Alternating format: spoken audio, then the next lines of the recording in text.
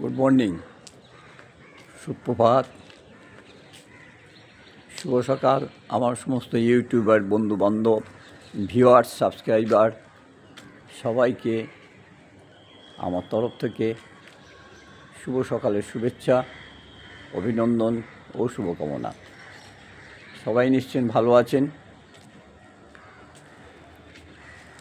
কালকে মনটা খুব খারাপ ছিল, কারোর সঙ্গে কী ব্যবহার করেছে না করেছে আমি জানি না। কালকে দুপুরের পর থেকে মনটা এত খারাপ ছিল, কারোর সঙ্গে ব্যবহার কী করেছে না করেছে জানি না। যাই হোক, জীবন তো থেমে থাকে না, জীবন তো এগিয়ে চলতেই হবে। তাই আমিও চলছি।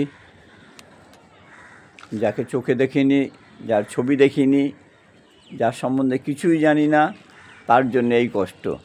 বড্ড কাছে চলে এসেছিলো ছেলেটি, চোখেও আমি কিন্তু কোনো দেখিনি, আমার সঙ্গে কোনো দিন কোনো কথাও হয়নি। বেশ কিছুদিন ধরে আমাকে কমেন্ট করতো এইটাই, তাই তার জন্য বড্ড কষ্ট পেয়েছিলাম। বাড়ির লোক অনেক কথা বলছিল আমাকে। যাই হোক, হ্যাঁ, আমি সবাই কথাটাই শুনেছি, কিন্তু তাতেও কিন্তু আর মন খারাপটা যায়নি। যাই হোক, মেনে নিয়েছি, মেনে নিতে বাধ্য। কেন, ওর নিজের বাবা মাও মেনে নিয়েছে, যখন আমার মেনে নিতে বাধ্য কথা, মেনে নিতে বাধ্য তো, এছাড়া কোনো উপর নেই। জীবন তো থেমে থাকে না। কেন, যে যাওয়ার সে তো গেছেই, যেখানে গেছেই সেখানে সে খুব ভালো থাক, এইটুকুই আমাদের বেলা। আজ 29শে জুন, 14ই আষাঢ়, রবিবার সকালবেলা চলে এলাম। মাঝে মাঝে যেরকম আসি, এক এক সময় এক এক রকম, কোনো সময় চা করতে করতে আসি, কোনো সময় ছাদে একটু আসি, কোনো সময় ঘরে একটু বসে কথা বলি। যাই হোক, আজও যখন ছাদে আসার সুযোগ পেয়েছি, ছাদেই চলে এসেছি এই তোমাদের সঙ্গে বা আপনাদের সবার সঙ্গে একটু কথা বলতে। নিশ্চয়ই সবাই ভালো আছেন, অবশ্যই ভালো থাকবেন। আর দু চারজন খুব সুন্দর সুন্দর লিখেছে, আর প্রত্যেকের কথা আলাদা আলাদা করে কিছু বললাম না।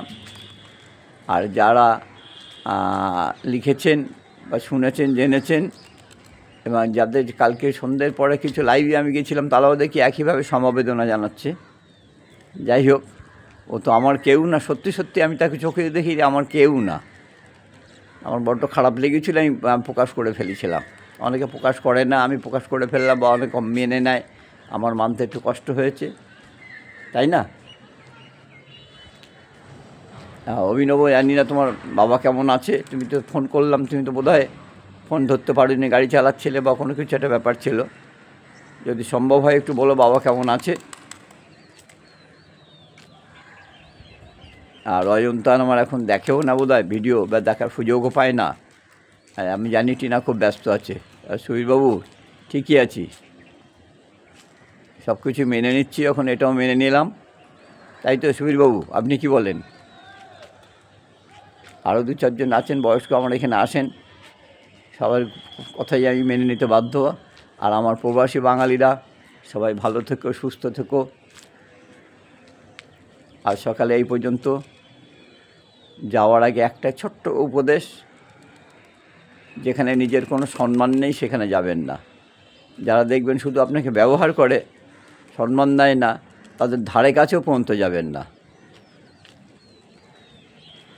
এইটুকুই। ভালো থাকুন, সুস্থ থাকুন, নমস্কার। আজকের মতো এইটুকুই।